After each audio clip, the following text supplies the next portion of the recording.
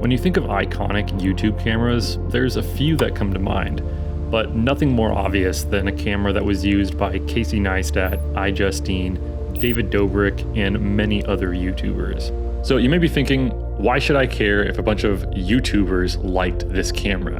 I'm a filmmaker. Well, just hear me out. Filmmakers liked this camera too. I'm talking Potato Jet, Sam Kolder, and heck, even Peter McKinnon used this camera. Of course, I'm talking about the legendary Canon 80D. This camera had almost everything you'd want back in 2016. A flip-out screen, a well-placed mic jack, a headphone jack, all-eye recording, even 1080-60, which was a big deal. And most importantly, it had Canon's dual-pixel autofocus. This camera was really a game changer and probably one of Canon's most popular DSLR cameras. Now, I did own this camera back in 2018, and I thought I'd try it again just for a little bit of nostalgia and to kind of see how it holds up in 2024. So the biggest flaw that you're going to run into with this 80D in 2024 is the resolution. It's only going to be in 1080p, but again, you can shoot in an all-eye codec, which is going to give you much better image quality than most other cameras from this era, and it'll be a lot easier to edit. So yeah, I mean, that's something to keep in mind. The all-eye codec is in a .mov wrapper, and it's going to be recording at about 90 megabits per second, which is even higher than something like the GH3. And if you compared it to a cinema camera with similar specs, like the C100 Mark II, that shoots in a .mp4 wrapper with only like 35 megabits per second. So on paper, this can actually give you a better file to work with than something like the C100 Mark II. Again, higher resolution is great, but I still think that 1080p is perfectly acceptable even in 2024. The next thing is a lack of any image stabilization in camera. The easiest solution would be an image stabilized lens or a gimbal, but that's no fun.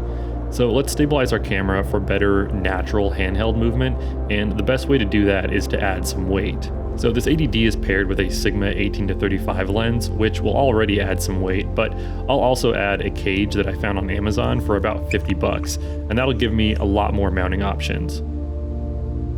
Then I'll add a NATO rail to the top of the cage and add my Ulanzi handle that's equipped with my trusty Godox mic for audio. And now we can add a dummy battery, which I'll attach to my SmallRig mini V-mount play setup. Lastly, I'll add my OC Lilmon 5 for monitoring my image, and I'll use this SmallRig mini HDMI adapter attached to the cage. Now we have a very well-weighted camera rig that kind of reminds me of a mini C100. So for some reason, I can't get the HDMI from the 80D to feed into my OC Lilmon 5. I have a feeling that it might be a faulty connector from SmallRig, so I'm just gonna remove all this and we're just gonna go without a monitor. That's a little bit more in tune with how a C100 would be just straight out of the box. So I'm just gonna roll no monitor. Okay, so now that we have rigged this 80D out a bit, added some weight to it with this top handle to help gravity work in our favor, we're gonna be able to get a lot more natural handheld movement, and it's not gonna be as shaky. So let's go film some stuff.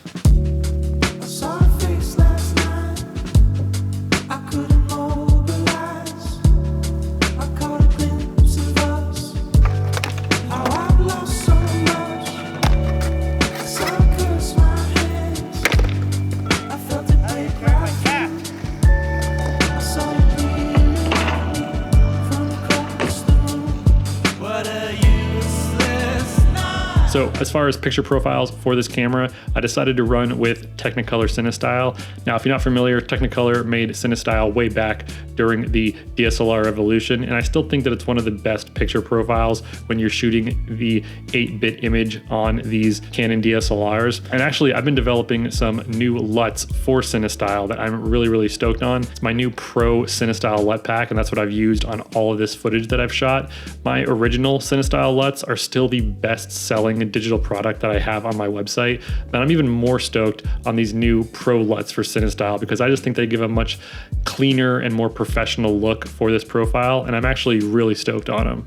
All right, vlog test. Pretty sure Casey Neistat wasn't using a Sigma 18-35 with a V-mount battery when he was vlogging. So what you might not know is that this isn't the first time that I've utilized an 80D in my videos.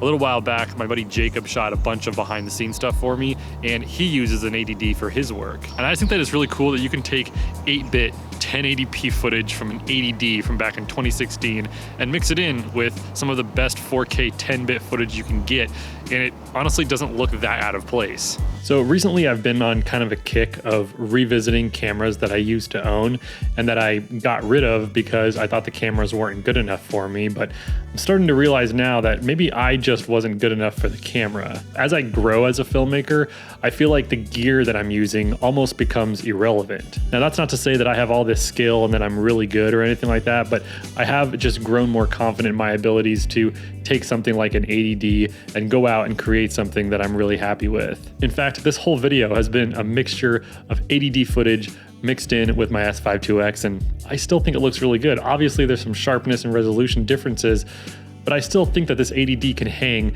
even in 2024. So I'm gonna leave you with the little sequence that I shot. Thank you so much for watching. Again, if you'd like to buy those new CineStyle LUTs, I'm gonna have them in the description below. Appreciate you, and I'll see you in the next one. Later.